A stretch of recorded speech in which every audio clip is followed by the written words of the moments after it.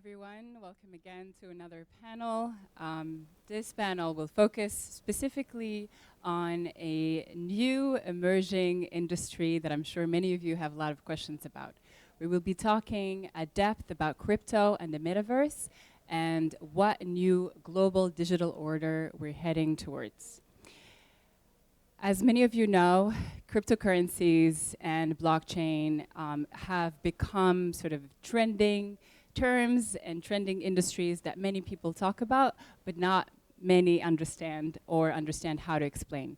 I'm very privileged today to have with me a stellar panel who will be able to simplify a lot of these terms and to allow you to understand and hopefully interact more with these emerging technologies and hopefully see the potential in it, and to also enable regulators and policymakers to understand the value and the potential of blockchain, crypto, the metaverse, and Web3. So without further ado, I'd like to start introducing some of our panelists. So to my left is Mrs. Joumana Al-Derwish. She is an award-winning serial entrepreneur, a Web3 enthusiast and philanthropist with over 17 years working in the public and private sectors. She's the founder of social enterprises The Happy Box, The Happy Studio, The Happy Hearts Global, and co-founder of Web3 platforms Made for You Global and Monochrome Group. Having learned that the potential of the blockchain Web3 arena to improve the world is not only unrealized, but actually limitless, Al-Derwish has decided to contribute to its growth and massive adoption with all the knowledge and skills that she has by supporting only truly impactful and innovative projects and help the rapidly changing blockchain world to add real value to people's lives. In line with that, her KOL portfolio is aimed at educating and empowering the public about the Web3 economy and unlocking its benefits. After Joumana, we have Monsieur Goudet Abalé, who is a blockchain services coordinator and senior public relations consultant at Avisa Partners Group. He has worked in the cryptocurrency and blockchain space since 2017, having authored 2 research reports on blockchain and geopolitics at Sciences Po Lille and on blockchain's impact on money transfers in West Africa. He co-founded the French Federation of Blockchain Professionals and led business intelligence projects for LabChain, the dedicated think tank of the Caisse de dépôt et consignations program on blockchain. And last but not least, we have Mr. Joseph Delago with us. He is the co-founder and CEO of Rain, the first licensed cryptocurrency exchange in the Middle East and North Africa. Joseph began coding when he was 13 years old, developing websites and working for a local defense contractor. He first heard about Bitcoin in 2013 and quickly understood just how transformative the technology would be for financial inclusion, the global economy, and financial freedom. He brings over a decade of experience in technology and entrepreneurship, having founded and exited 2 startups prior to Rain. A passionate serial entrepreneur with deep insights and knowledge of cryptocurrency, Joseph has followed the crypto revolution from the early days. In September of 2017, Rain began working closely with the Central Bank of Bahrain, the CBB, and became the very first licensed crypto company in the Middle East, establishing the needed trust to unlock crypto in the region. Since then, Rain has grown into one of the largest exchanges in the region and raised $110 million from Coinbase, Kleiner Perkins, and Paradigm. Rain continues to work towards enabling more financial freedom across the region through the use of cryptocurrency. So, as you guys can see, we have a lot of in-depth dedication to crypto and Web3 and the metaverse in this panel, so I'm really excited to get started with the questions. But first, I want to hear a little bit about what got you to crypto. What is that potential that your bios speak to that may not be obvious to our attendees here? Actually, hi. Hello. It's so nice to see you all. Thank you so much for this lovely introduction. For me, I'm incredibly passionate about blockchain. I stumbled into this world and actually tech 2 years ago. I'm a former government official and I started my own enterprises 10 years ago. When I jumped ship into the world of entrepreneurship and then COVID hit, it was necessary to digitize. And I do believe during COVID, it was an opportunity for me really to delve into the tech world and see its possibilities and applications within the various enterprises that I own and founded. I later got into blockchain and saw basically its great potential. Blockchain is not just a matter of, what you hear the buzzwords of NFTs or crypto exchanges per se. Blockchain is much more than that. It's a sophisticated technology that can be applied to a number of disciplines and fields. Having witnessed, great potential and case studies on the usage of blockchain and its adoption, and especially in the government sector, I did believe that I went forward and actually adopted it within some of my own enterprises, including Made for You Global, which is the first decentralized networking platform, which combines Web 2 technology and Web 3. And the purpose of this is to really have an opportunity to support those that would like to learn further about basically Web 3, because there is a massive knowledge gap, but also find ways to utilize Web 3 technology within their current businesses from an array of fields. So for me, I am beyond passionate about it, and I can speak hours and hours and hours. And I really believe through education, through these various cultural exchanges and knowledge dissemination about Web 3, the more engaged, the more that these discussions take place, and the more questions that are posed and asked without fear of being, misunderstood, I do believe that there will be greater adoption of blockchain within our everyday lives, across all sectors.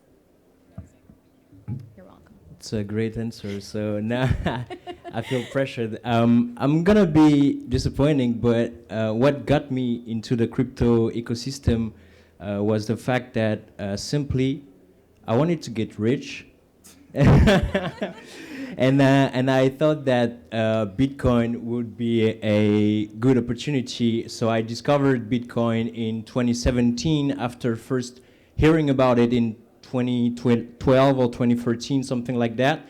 And at the time, if you remember, Bitcoin was like $2,000. So today, I mean, people will kill for Bitcoin to be at $2,000. But really, when I started diving into the subjects and discovering the technical potentialities, also the philosophy of the movement, not only Bitcoin, but overall the crypto sphere at this beginning, and I know now it's a bit different, but you had this really, internet philosophy of, being free, protecting privacy, also constituting counterpowers to governments, to corporations, struggling against spying or etc. And these are current, actual issues that we're dealing with today. And the Bitcoin founders and the crypto assets founders had already this conversation back in the day. So I was really interested in this debate. I also discovered great communities, people vying for each other, collaborating globally, whereas it's for building a protocol or just giving advices, etc. So I think that and also last point, the whole issue of the politics, societal implications, economics, etc. These all aspects were really interesting for me. So I would say that I was I was attracted to the ecosystem with financial considerations, but found something that goes deeper and broader. And today I've been working in the academic field, in the regulation field, and now I'm an advisor for companies, organizations. But I feel like this is really a subject that can, have specific relations with each one of your interests. So that's what got me there. Amazing. Hello, everyone. Assalamu alaikum. I feel really fortunate to have been a part of the space, I'd say, in a really early period in 2013. I got into the space because a friend came to me and he mentioned that something was really hot online at the time, and he had just heard about Bitcoin. So I kind of dismissed it. I was running a company at that time and was really busy. About 3 months later, another friend came to me and said that him and some of his college friends were tipping each other or making bets using Bitcoin. $5 of Bitcoin here, $10 of Bitcoin here, and it intrigued me. I was like, what is this? So that you can pay people with this digital money. So I started looking into it, and I ended up finding this video online called "How Bitcoin Works Under the Hood." And what I found was just this really intricate, beautiful system that allowed for purely digital global money. And I'll never forget, watching that video, because from that day forward, I've been completely obsessed with Bitcoin and cryptocurrency. And similar to my co-panelists, I think that I got into the space for the technology. I was really enamored by the technology itself. But then the deeper I went, the more I realized that it's actually an innovation on money itself, and it makes money programmable and global inherently. And the deeper you go, the more interesting it gets. I think that Bitcoin and crypto have the potential to, we have the opportunity here to create a new financial system that is fairer, more free, allows people to save more money, save more of their hard-earned labor. So there are so many interesting aspects to it, and the further you dig into this space, you realize that the traditional financial system really isn't that great. How many times have you waited in line at a bank for an hour just to be serviced, or waited days for a transfer to happen, or sometimes the transfers can even be blocked, or your money's inflated away. So all of these things, you can look at them as just the way things are and almost like the natural world, or you can look at them as bugs, bugs in a system that we can fix and improve on. I think cryptocurrency is an opportunity to create a better financial system, one that's more free and fair.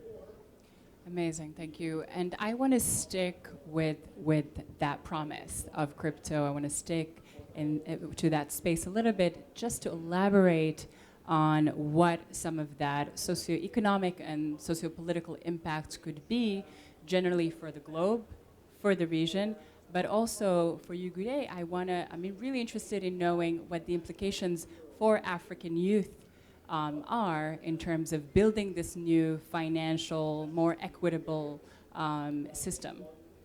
Thank you for this question. I think it's really at the heart of the promise of crypto assets and blockchain technology broadly for Africa and the rest of the world.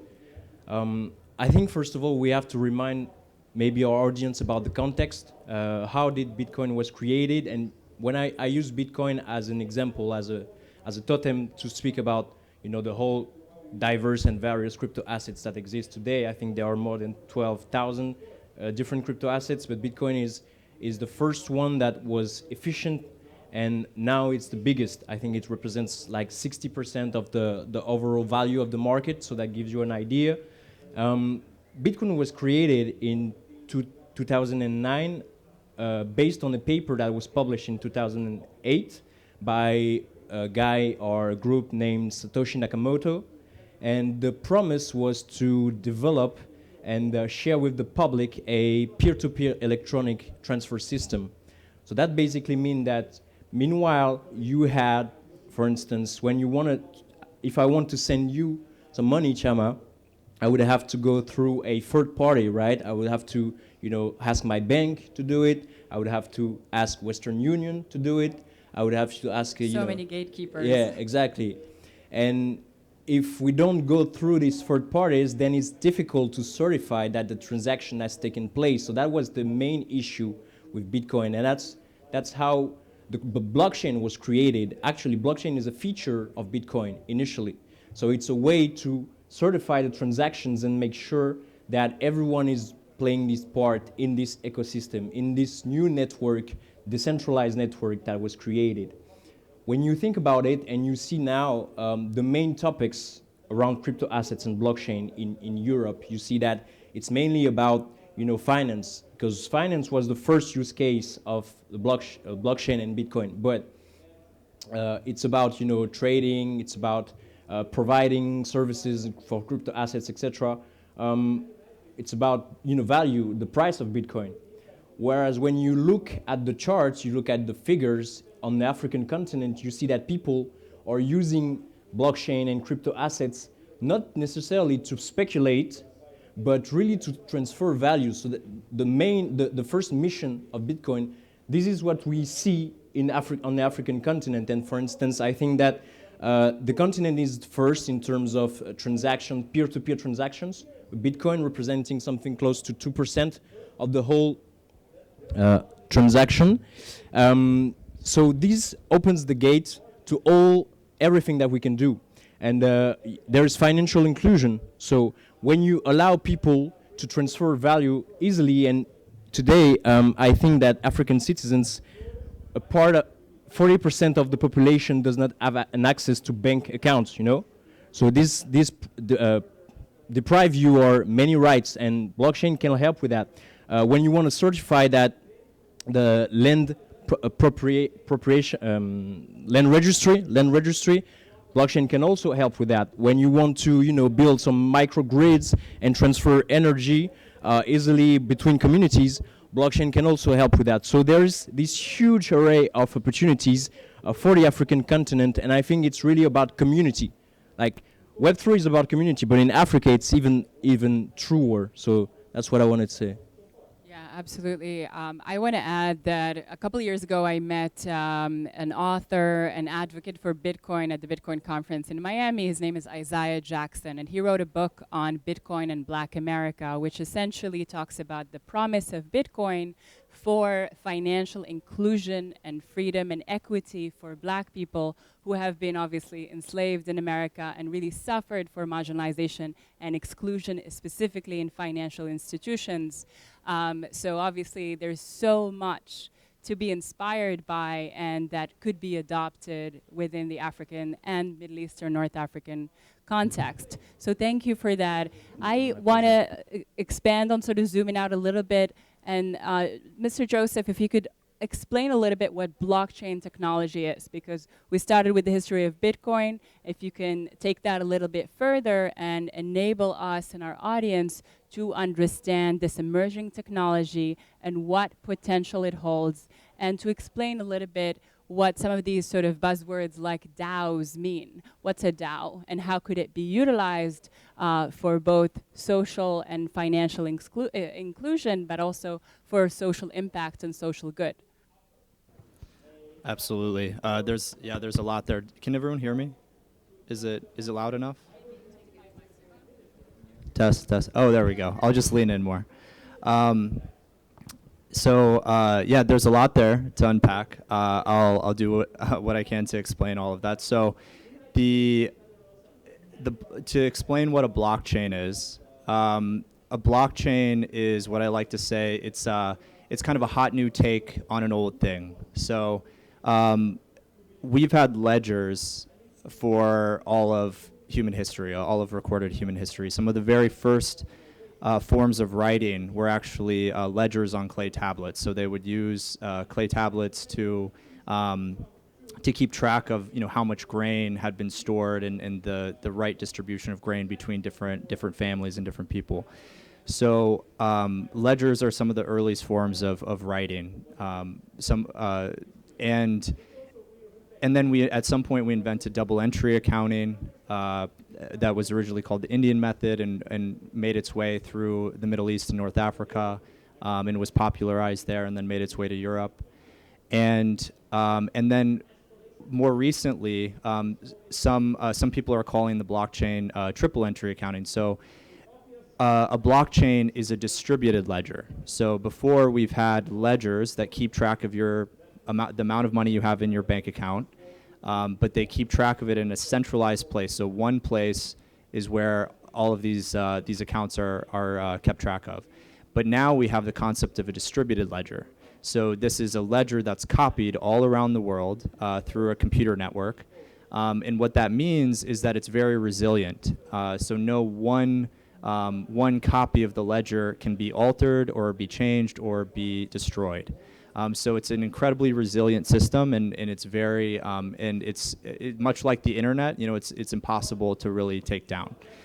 So that's what a blockchain is. Is a blockchain allows us to keep track of this ledger, so this shared accounting system across the world through this computer network.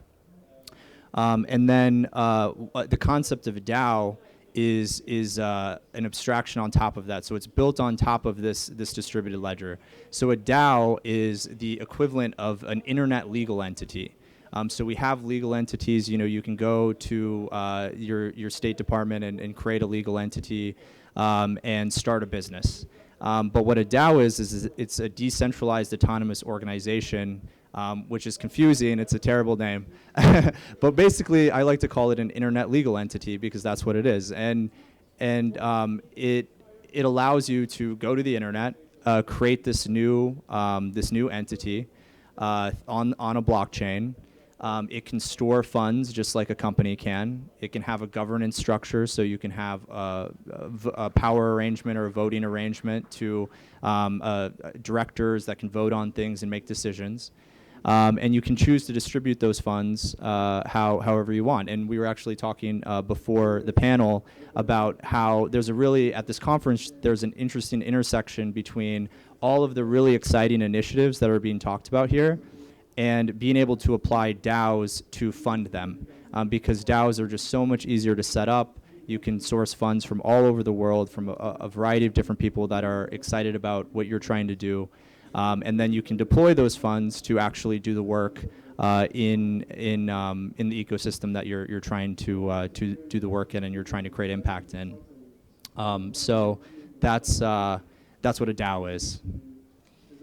Exciting. So, Jumana, turning the table to you. I'm obsessed with DAOs, by the way. Exactly. So, you've just recently launched a DAO. Yeah. 2 days ago. 2 days in ago. Dubai. Exactly. So, if you could explain to our audience Sure. Why you founded a DAO, what is the purpose of it, and where do you see its potential going forward? Sure. So I've been working actually on Made for You Global. That's what it's called. It's a decentralized networking app for female entrepreneurs and business leaders. And we wanted to create an app that was something that we all, as Web2 kind of, consumers, and also we're very eloquent in Web2, you know? Web2... I'm sure you all know the difference between Web 1, Web 2, and Web 3, but if not, I'm going to give you a quick overview. So Web 1 is basically the time of Yahoo, and you know, when we used to search many years ago, and I still remember this was 30 years ago, when I would look up, you know, Hammurabi or, you know, for research papers. And basically, it's information out there that you can use as research. It's content that is already out there. Web 2 is basically your generation and our generation of the use of Instagram and Snapchat and Facebook, where any information that we own is actually put out there to third parties, and technically the third party actually owns it. With Web3, it's 100% yours. So it's completely yours and it's totally decentralized. And the fact is that once it's on the blockchain, it's traceable to you, it's irreversible, and it's authentic. And that is the beauty of Web3. And so by creating the company that I just launched 2 days ago with this app, we wanted an opportunity for those that were eloquent in Web2 to be able to engage and also learn further in Web3. Now, by doing that, we included a DAO, which is what Joseph said is, you know, a decentralized autonomous organization. It's like a mini democracy, literally. And the beauty of what we've done, which hasn't been done before, is the use of a DAO as a non-profit entity. And so within it, the DAO, the DAO token holders or the DAO NFT holders, what they'll be able to do is they'll be able to put forward programs that we could potentially support that have to do with women's empowerment, education, microfinance. So those that are very humanitarian can actually be voted upon through our DAO, of which the funds will then be transferred. Now, the beauty of the DAO is because it's transparent, there's always that question with nonprofit is the money really being sent to those in need? By having the DAO, because it's fixed on a smart contract, and smart contracts are very important within a DAO because it identifies the policies and procedures within it, and it's very transparent and clear. And you have also smart contracts with the tokens or even the NFTs. A smart contract really is like your rules and regulations of the entity that you're building.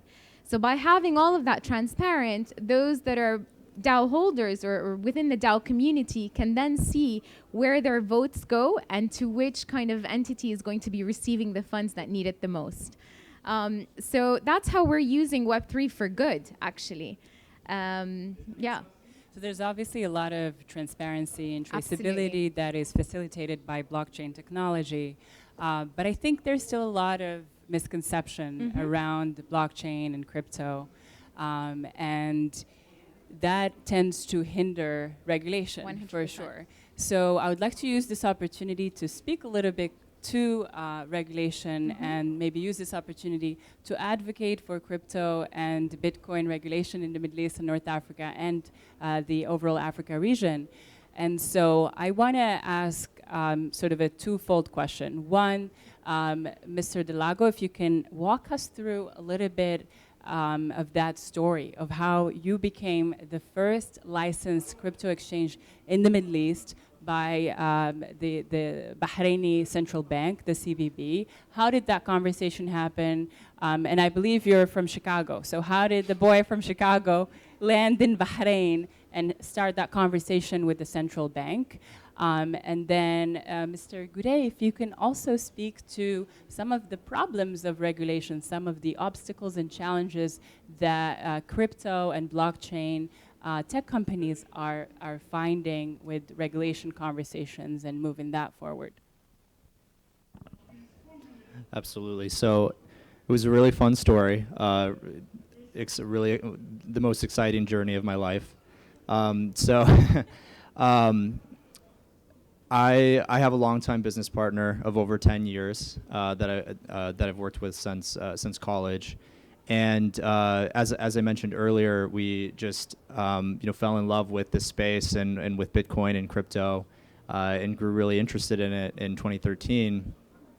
We ended up going full time in the space in 2016, and we didn't really know what we wanted to do in the space yet.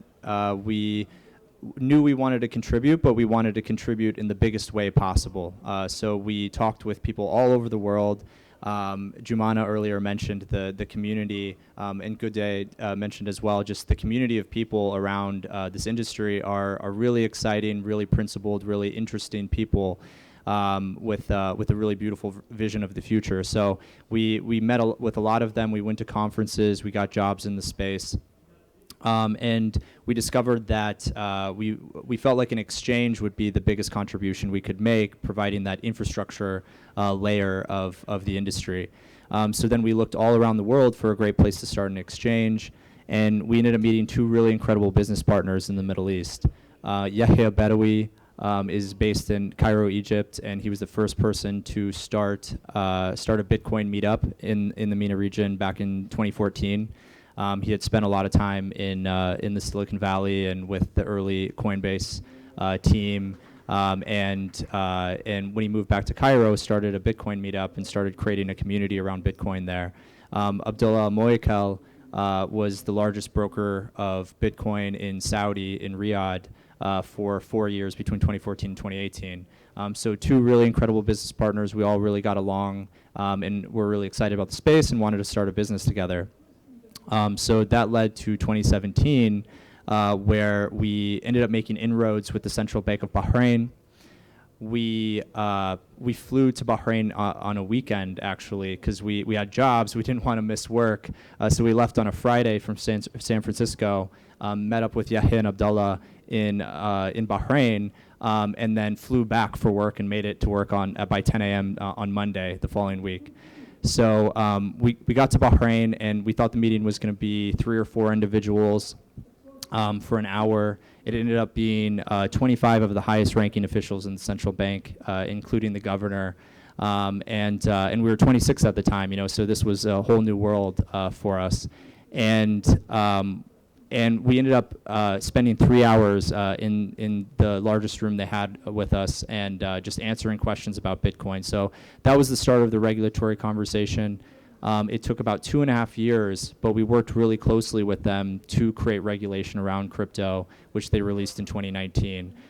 So it goes to show that every regulator in the world is looking at this technology right now and how to regulate it. And I'd say it's more of a question of when as opposed to if. FATF's most recent guidelines, the Financial Action Task Force, the Global Financial Action Task Force, has given guidance around crypto. So every nation in the world actually does have to regulate it at some point in the next 5 years, to some degree. And yeah, so we were able to facilitate those conversations with the Bahraini government, and now it's also led to regulation in the UAE, Saudi, and hopefully Morocco sometime soon as well. And you also have operations in Turkey. Can I ask how that's going, and how are you sort of simplifying access and crypto knowledge and understanding in places like Turkey before we move on to Goudet? Absolutely. So Turkey is one of the most active crypto communities per capita in the world. Actually, I think it is the most active. And it's a really impressive economy. It's a shame that they're going through so much instability with their local currency, which is likely why they're such big advocates of Bitcoin and crypto. But they're just incredibly engaged in the crypto space. So it's a very competitive market. I would say Rain is not the first participant in that market, but we're definitely offering a really simple and easy to use alternative to the local competition, and with good banking rails. And yeah, I'd say in Turkey specifically, education isn't as much of a need. I'd say it's already a very engaged user base, but in all of our other markets, we spend a lot of time around education. Sure.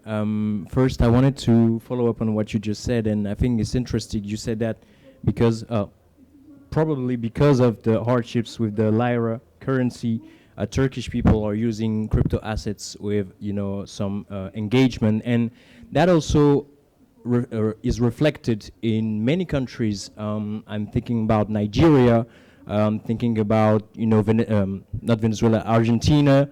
These countries that are facing macroeconomic hardships, and at the same time the population are using crypto assets as a enabler, as a freedom tool to connect them back to the financial international ecosystem. And that's really the central premise of Bitcoin. So thank you for mentioning this.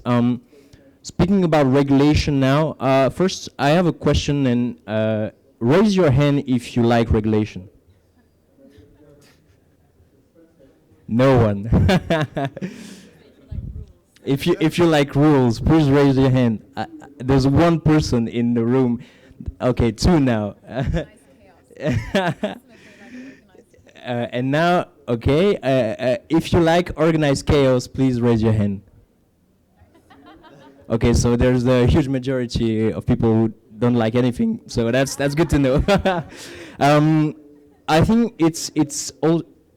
This quick survey tells you a bit about the sentiment for regulation in the ecosystem, and I was expecting a little bit more nuanced answers, but that's also interesting. So basically, regulation for now. First of all, when you think about regulation, you think about something that is like an interrupter. It can turn the light on, turn the light off, meaning that it can help businesses grow, help people coming into the market, help investors trusting the market, or it can drive people out. It can destroy innovation basically. So regulation is this. You can even turn the light on, turn the light off. What is it needed? We're in an innovative market that is built on trust. You know, blockchain is a trust machine. It has been presented as so by the economists, right? So you need to have trust in this ecosystem. However, because of a minority of users in deep web, or what we call the dark net, this trust has been a little bit breached. People don't trust blockchain crypto assets anymore. They think it's something that hackers use or criminals use to sell drugs, and examples like Silk Road tell them right. But it's so much more than just that. But so that's the context. We need regulation because people distrust our technologies, and especially public authorities, especially institutional investors, especially the public opinion. Every day in France, you have articles saying, okay, there's been this new scams. I think 1 month ago we caught 5 guys that stole Bored Ape NFTs. So regulation is important. Now the problematic we face is how to regulate the market without stifling the innovation, without destroying what progresses have been made by the entrepreneurs and the people that are building this ecosystem. And that's really the main issue when it comes to regulation, because you wanna make sure that they follow the rules. But if you put too much rules, then they won't be able, because they don't have the resources to really develop following those rules. So this is really what the French government, I'm based in France, so that's why I'm using this example.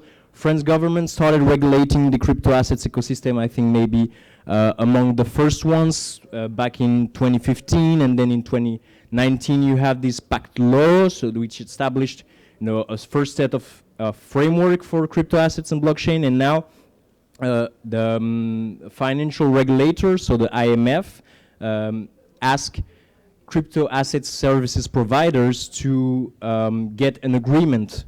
And now you see that European Union is also adopting this agreement and put it in at the EU scale. So it's called MiCA regulation, markets in crypto assets. And now if I can connect with African context, what we see is there is an absence of regulation in many countries. I'm not talking about Morocco, because I think you have a pretty strong, your government has a pretty strong stance on the crypto assets. So but basically in Africa you have 3 groups. You have the one that have forbidden the use and transfer and custody of Bitcoin. So there's mainly Northern African countries and some in Sub-Saharan Africa. You have those who are all in, and there is Central African Republic, there is Ghana, Nigeria, Kenya, etc. And you have those that said nothing.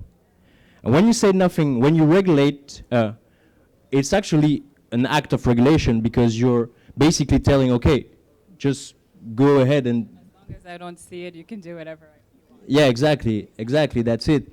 But for me, it's also maybe not the best thing to do, because you would need basic standards of regulation just to protect investors and people that do not know actually what implications come with their investment. So that's what I wanted to say on regulation. I have a comment on DAO. I think it was really interesting that you brought this up, because today decentralized autonomous organizations allow also individuals to advocate for what they want in terms of the future and etc. There is like an example concerning diaspora. Today, African diaspora, for instance, some of them are unhappy about governments, etc. And I want to give a warning to African governments, like if you don't take into consideration blockchain and innovation and the diaspora, they will actually form. I don't know if you know the Afropolitan network. They want to build like a country network, like a network state, and that tells you a lot about what blockchain can achieve. Thank you. Thank you so much. I just want to say that consideration of wanting to protect the consumer and the investor who may not be super educated about this space is definitely taken into consideration by the central bank here in Morocco and other North African states. So that should be part of the equation for sure. But another thing, and to play devil's advocate, because we want to kind of hash through all possible sides of the argument, another concern is terror financing in North Africa and the sub-Saharan region and Sahel region, which has had real implications on the lives of people, of the 99%. So what is the sort of crypto community response to that? Is there research on terror financing? How much of these transactions that are part of sort of criminal organizations or illicit activity is actually dedicated to terror groups and terror organizations? Thank you for this question. I think it's really the main concerning aspect regarding the public authorities. What they want to prevent is people using crypto assets to finance terrorism, to launder money, to etc. At the same time, when you look at the charts, especially at chain analysis reports every quarters or every semesters, I think, you would see that the portion of crime-related transactions is reducing years after years. It's something close to maybe 10% or even less. So there is this huge 80 or 90% of the whole transactions that are dedicated to something that is not illicit or illegal.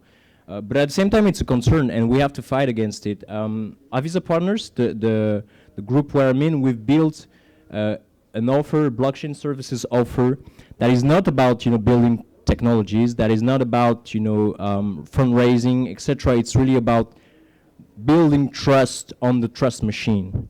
When I say that, I mean that we use our expertises, which are strategic intelligence, cybersecurity, public relations, and lobbying, to investigate illicit financial transactions, whether it's on-chain or off-chain, to audit smart contracts, to audit protocols, to make sure that when we go and see the regulator, or when we go see investors or launchpad exchanges, etc., we can say, okay, this is what we found. Okay, this is reliable. You can trust it or you cannot. And I think most of the people in the ecosystem have understood that the illegal use cases are detrimental to the whole. So they're really fighting against it also.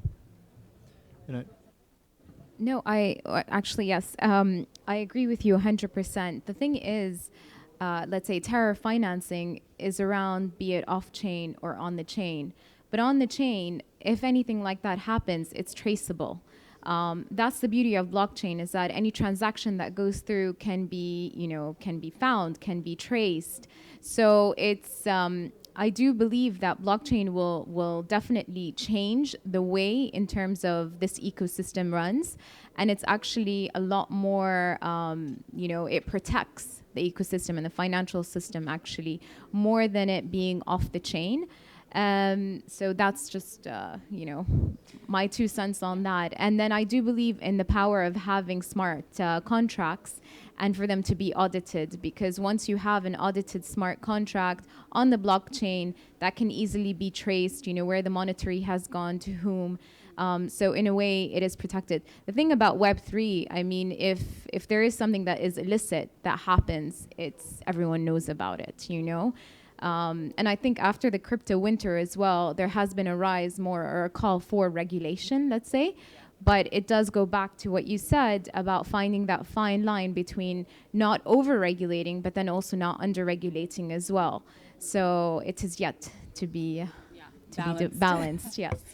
And just a few more thoughts for me as well. That I just checked the numbers before the talk, and this year it was 0.15% is illicit activity of send volume for Bitcoin.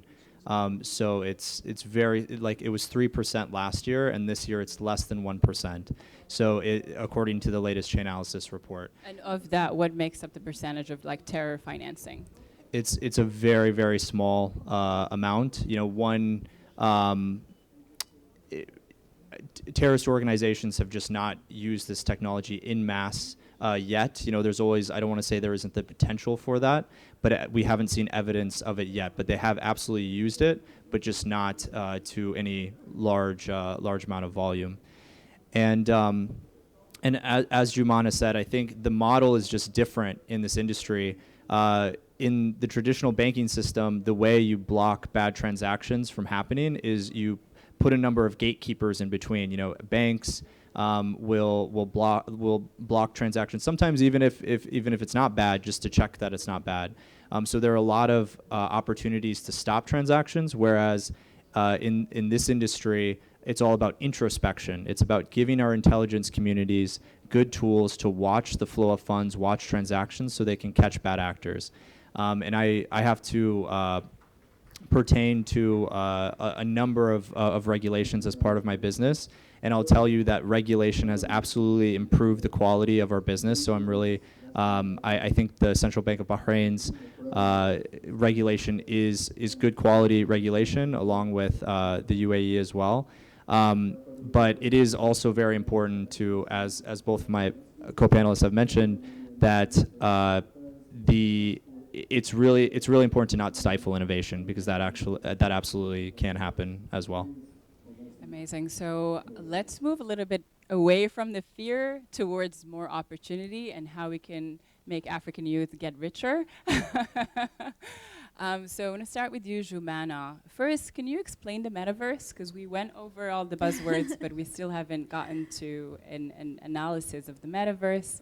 And then could you let us know a little bit about what are the new opportunities that these disruptions and these new spaces, such as Web3 and the metaverse and non-fungible tokens, are presenting specifically to creatives? You know, as we know, the global south is full of creative energy and incredible creative talent.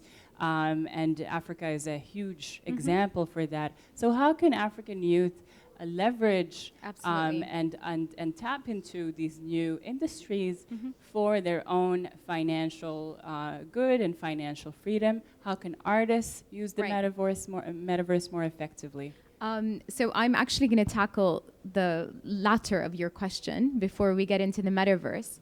But the beauty of NFTs is that, and what it's done for creators, it's provided an economic opportunity.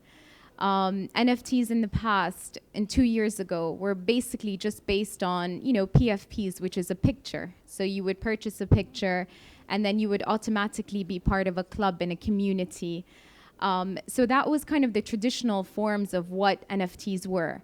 But as the NFT evolved over the years, basically, an NFT can be music, can be a famous art piece, it can be a ticket to a concert, it can be also a degree from a university. So that is the beauty of an NFT. An NFT is basically, you know, it's coded within the blockchain. It's a digital asset that you own, and it's only yours. And there's only one that belongs to you. And so I was on a panel actually at the Berkeley School of Music just 4 days ago, and we were discussing, you know, how creators can be part of this. And I came across this very interesting quote, which says, "Anonymity is king, queen." And so what it means is that irrespective of your gender, irrespective of who you are, you don't need a middleman to support you with your artwork, with your music, to reach to your fans, to your community.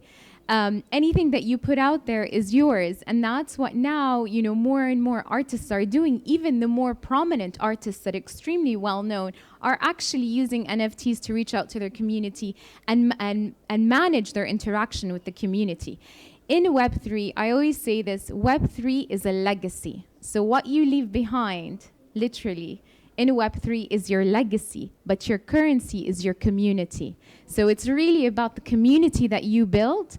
And mostly fans or supporters, the number one rule as to why they purchase the NFT is, number one, financially, and secondly is because they believe in your passion or believe in the work that you do and believe that it will have value over time. And so bearing these in mind, you will be able to grow such a prominent and huge community. So that's in terms of NFTs specifically. Within the metaverse, you have heard of Sandbox and Decentraland and, you know, their use of gamification. I work a lot in GameFi, so I actually build games as well. And what I've seen is that, you know, having the metaverse is a digital twin, literally. You know, we have a physical reality here, but we can also be all of us wearing VRs and be in the metaverse as well and doing this talk in the metaverse. That's what it is. And in the future, I do believe that, you know, later on there will be universities on the metaverse, there will be talks on the metaverse. Right now you have Snoop Dogg having his concerts on the metaverse. So the metaverse is still a reality which we hope to achieve. It is still not there 100% because, as I said, there's a massive gap when it comes to knowledge development, when we're talking about, you know, blockchain, Web3, metaverse, the various opportunities. But with specific to what we're doing, actually, so we're building a university on the metaverse, which will be launched in about 12 months. But to do that, from now to 12 months, we will have to educate our entire community on the usage of the metaverse. So that's about the metaverse, and I do believe that we will always coexist with the digital reality and the physical realm. You can't just think that, you know, in the future we're all going to be digital avatars and, you know what I mean, and communicate in La La Land together. I do believe that both of them bridged together can create an incredible ecosystem of learning and development and growth and economic opportunities, which will transform the way that we do business, the way that we interact, the way that we learn.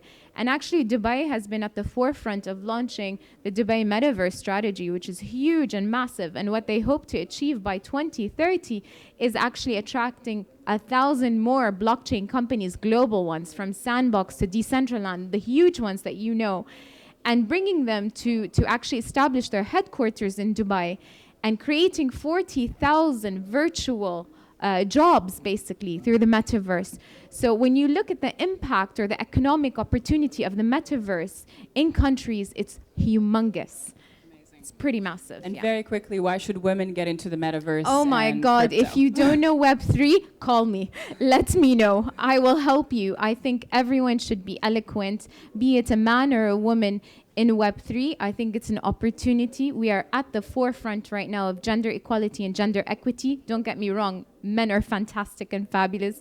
And I'm not a feminist per se, but I do believe that this realm is for everyone, no matter who you are, what your gender is, what your social class is. It is for the masses. So please get on it, read about it, and don't be embarrassed to ask questions because no question is stupid in this realm. Great. You say you're not a feminist, but you walk the walk. I do. So I would love to open the floor to questions from our audience. If any of you will go over there. Thank you so much.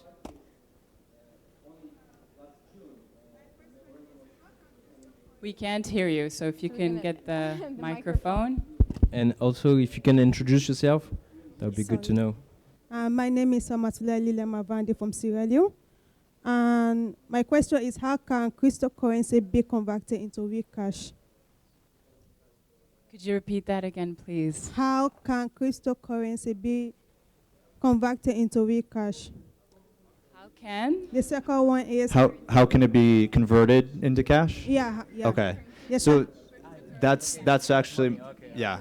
Or you have a second question? Yeah. Okay. The second one is, how can cryptocurrency be used to purchase items? Those are I just love the practicality and simplicity of those two questions. So the first one, that is actually my line of business. So I've worked really hard to get the right regulation, to get the right technological infrastructure, the right staff, to be able to convert from your bank account into crypto. So this is a bridge that's necessary now, but the vision is that at some point everyone will just hold crypto, and even fiat currencies or nation-backed currencies could be represented in cryptocurrency one day as well. So the idea is that everyone just has digital money, digital wallets, and you don't need to turn it into cash. And crypto has all of the same reasons that people love cash. are also inheriting crypto. It's just as easy to use. Everyone has their phone. It's really convenient. There are no middlemen involved. So it's digital. Bitcoin is digital cash. And then the second thing is how can you buy things with crypto? So How can you purchase items with how can you crypto? purchase items? So there are there are a number of merchants online that take crypto. So you can just Google around and there are a number of like payment methods that you just scan a QR code and send crypto to the QR code. But I guess the simpler answer is that once the other person, if you're buying something from someone else who values crypto, then you can offer to pay them in crypto. So the more of those payments we have happening, I'll give you an example. Today in Nigeria, 30% of people have interacted or bought crypto in some way. So when you have 30% of a population who already owns or has already interacted with crypto, you have 30% of people that know how to use this technology. So it's not hard to imagine where a merchant is willing to accept crypto for goods. El Salvador just made crypto or Bitcoin legal tender as well. So now all merchants are required to support crypto as a payment method. So the more of these, I think it's an opportunity for nations to lead and adopt a new technology, a better financial system, and the more merchants that are willing to accept it, the more of those types of transactions will have happen. But there are a lot of merchants online, if you just Google around, that already accept crypto. Thank Sorry, you for please, your one If last question, please. Okay, very- What's the difference between cryptocurrency and Bitcoin? I'm going to take this one, but first I wanted to say Thank you. from a really practical point, if you want to purchase cryptocurrencies and convert them to fiat, actually, if you want to do the opposite, so have your fiat and then convert them to crypto, you just create an account on Rain platform of Joseph here, and you just buy some Bitcoin or some Ether. The difference between Bitcoin and the other, I would say, crypto assets, because Bitcoin is a cryptocurrency, but there is a difference between cryptocurrencies and crypto assets. So basically, this difference is, without going too much into details, but there are crypto assets that represents, as you said, like a ticket in a community or a right of belonging and right of participating, or in some, like generally speaking, it's utilities. So when you buy, for instance, an NFT, which is a form of crypto assets, you buy a right to be a part of the network. When you buy Bitcoin or when you buy Monero, you buy currencies. So the use case of the crypto assets is to be a currency, meaning to reflect the economic exchanges within a community. So that's really the difference between crypto assets and cryptocurrencies. Amazing. Thank you. We'll take another question, please.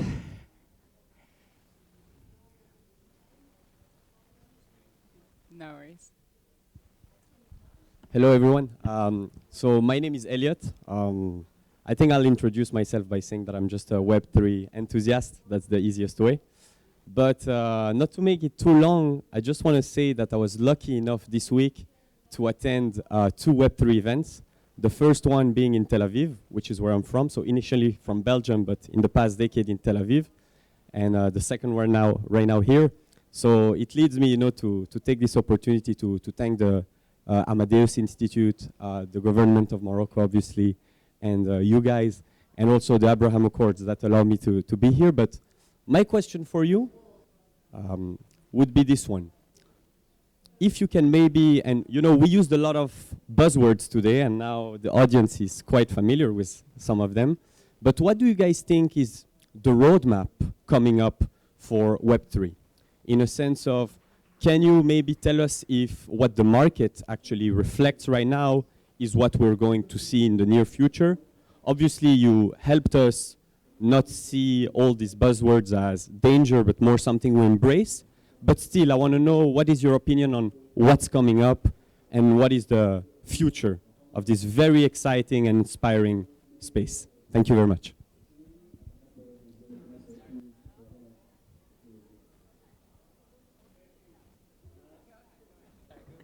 Thank you so much for your comments. I really appreciate it. And next time you have an event in Tel Aviv, you have to tell us, because I've heard so much about the community there, and it is extremely, like, it's expanding by the day. So congratulations on all your efforts. So I actually, to attend to your question, this question was when I was at NFT Week in New York. I was on a panel with the Stanford DAO group, actually. And one of the audience members, they asked the same question, you know, what's next, especially when, you know, we're looking at, let's say, crypto assets and the movement moving forward. You know, NFTs were quite big in the past 2 years. What's next? And it's really the DAOs. So the more that we understand the power and the usage of the DAOs in a decentralized autonomous organization, the democracy behind it, and how it can be utilized effectively, I do believe that it is the future. And more the trend is moving towards that as well. In terms of gaming per se, you know, the play-to-earn games took over completely in the past, let's say, 18 months. It was like this massive engagement of, you know, the more that you play, the more that you earn potentially through the NFTs, etc.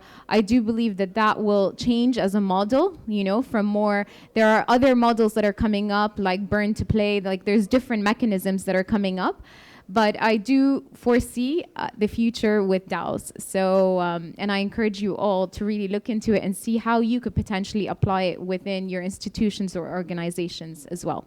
So I leave it to my co-panelists. And I think your line earlier was DAOs are the 3.0 Yeah. NGO. They really are, actually.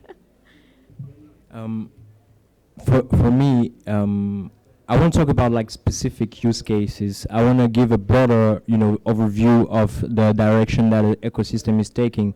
So we've been in this game now for more than 10 years. The industry has maturated.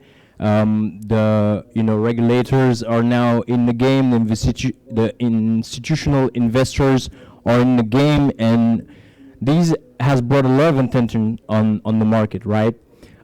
Now, for 5 years from now, I see like a really structured economy, like crypto economy.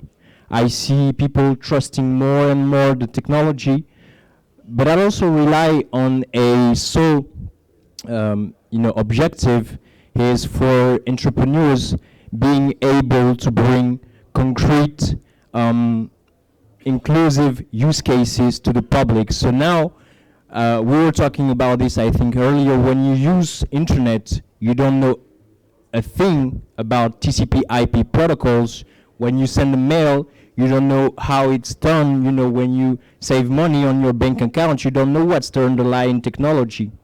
But yet you do it. You do it because you trust it. You do it because it's simple. You do it because it's useful. And that's where we have to go regarding blockchain and crypto assets. We really have to be really use case, concrete use case driven, and being able to answer specific needs and not just tokenizing things because it's good or because we think that we can speculate on it. Really because it serves a purpose, and I think that's the main, also the main identity, the main mission of Bitcoin and the other blockchain ecosystem. Amazing, thank you so much. And do you have something else to add? I do, very yeah. quickly, And first off, I think that the question was around the current climate, and as everyone knows, the price of Bitcoin dropped by 80%, and crypto in general has dropped considerably. So I just want to address that we've seen this cycle happen a few times now. From what we can see, this is a regular financial cycle in crypto, and the hope is that 5-10 years in the future things would stabilize more. But I think this is a real opportunity for the industry, as Goudet mentioned, to focus on fundamentals and focus on the use cases. But I want to take the question in a slightly different way, which is because I know this is a very geopolitical crowd, and there have been a lot of talks about geopolitics today. So I want to talk about the role of inflation in the world right now, and how crypto stands to innovate on inflation. So. Inflation is caused by basically money printing, mostly in the U.S. And during COVID, the U.S. print $2.6 trillion worth of money. That's just kind of invented out of thin air and allocated mostly to Americans. But that drove up prices for American goods. A lot of people around the world depend on American goods and services, so it makes it more expensive for everyone around the world. And because the U.S. has a reserve currency, it's in a unique place.